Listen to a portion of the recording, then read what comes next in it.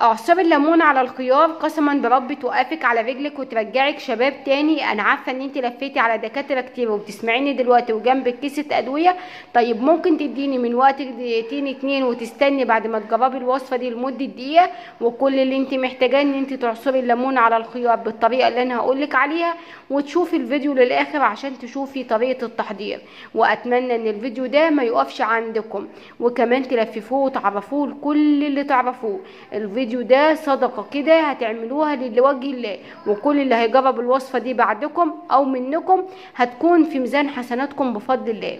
يلا بينا نشوف ازاي هنجرب الوصفة دي وازاي هنعملها وطريقة التحضير، وكمان هناخدها ازاي. بس اتمنى ان الفيديو ده لو عجبكم بقى ما تبخلوش علينا بلايكاتكم الحلوة اللي بتفرحني وكمان بقى يشرفني ويسعدني. وتاج على راسي كمان انكم تشتركوا معايا في قناتي وصفة وطبخة مع لولا.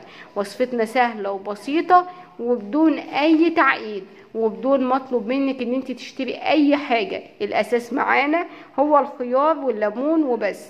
فنتوكل على الله ونشوف الطريقة بسرعة. واوعوا بقى تفتكروا ان انا محتاجة خيارة كاملة ولا حاجة، انا محتاجة نص خيارة وبس. شايفين؟ هو ده اللي انا محتاجاه، نص خيارة. ومش محتاجة كمان ليمونة كاملة، لا ده انا محتاجة نص ليمونة. يعني انتوا عارفين ان وصفتنا النهاردة كلها دي هتتعمل بنص ليمونة وكمان نص خيارة. طب وعلى ايه؟ يلا بينا دلوقتي حالا نقوم نجرب الوصفة دي اللي هتوقفنا على رجلينا من تاني، ونصلي على رسول الله ونجيب نص خيارة نص ليمونة ونقول بسم الله. وبعد بقى ما جبنا نص الخيار اللي معانا هنجيب طبق واي مبشره تكون موجوده عندك. انا عاوزه ابشر الخيار ده، بصوا انا عاوزاه يكون ناعم جدا زي ما انتوا هتشوفون انا هعمله دلوقتي. فهبدا ان انا ابشره كده، وطبعا لو انت عاوزه تعمليه في الكبه زي ما تعملي، بس هو بصراحه نص خياره يعني بشريه باي طريقه انت تحبوها. انا هفصل معاكم الفيديو عشان الصوت وعلشان ابشر بقى بسرعه، وكمان عشان ما اطولش عليكم. بعد ما بشرنا بقى الجزر وبيكون معانا بالشكل اللي انتم شايفينه قدامكم ده، بقى هبدا ان انا اضيف معلقه صغيره من الخل. انا مستخدمه الخل ايه؟ اللي هو خل الطعام العادي خالص اللي موجود في اي مطبخ، تمام. باخد منه معلقه صغيره من معالق الشاي. ونبدا بقى ان احنا نقلب الخيار مع الخل كويس جدا لغايه ما اتاكد كده ان خلاص يعني كل الخيار اتغلف بمعلقه الخل الصغيره اللي احنا ضفناها. وبعد كده بنبدا ان احنا نضيف المكون اللي بعد كده. بعد كده بقى هنبدا ان احنا نضيف معلقه من الجنزبيل او الزنجبيل زي ما انتوا تقولوا عليه. انا بضيف منه معلقه صغيره، وببدا بقى ان انا ارجع تاني واخلط المكونات مع بعض كويس جدا زي ما انتوا شايفين. مهم جدا كل مكون ببدا ان انا اضيفه لازم يتخلط كويس قوي مع باقي المكونات عشان ناخد فعلا وصفه صح الصح. تمام كده؟ تمام. بعد ما خلطت الجنزبيل وتاكدت ان هو امتزج كويس قوي مع الخيار، ببدا ان انا اضيف المكون اللي بعد كده، واللي هيكون عباره زي ما اتفقنا ان هو عصير نص ليمونه. نخرج بس منها البذر بالشكل ده كده بمنتهى السهوله، وبعدين نبدا ان احنا نعصرها بالطريقه دي. تمام قوي كده. بعد ما عصرت نص الليمونه برجع تاني واخلط المكونات مع بعض كويس قوي.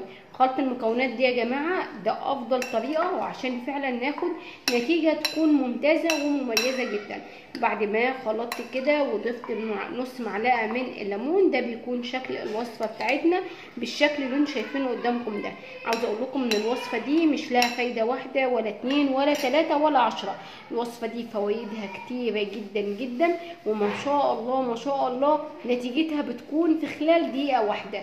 ما شفتش في حياتي وصفه تكون بتشتغل بشكل على اكتر من وظيفه واكتر من حاجه، وفي نفس الوقت نتيجتها فعاله جدا جدا جدا. الوصفه دي على كده وبس. طيب في اضافات تانية، هو في المفروض ان احنا نضيف معلقه واحده من زيت الزيتون، ولكن عشان ناس كتير قوي مش بيكون عندها زيت زيتون، ودايما في كل فيديو يكتبوا لي ويقولوا لي مش متوفر عندنا، فعلشان كده النهارده انا مش هضيفه. وهقول لك على حاجه، لو قدرت تجيبيه تضيفيه وهتكون النتيجه فوق الممتازه. طيب انت مش عندك زيت زيتون والوصفه وقفت معاكي لغايه كده، هتكون النتيجه فوق الممتازه برضو.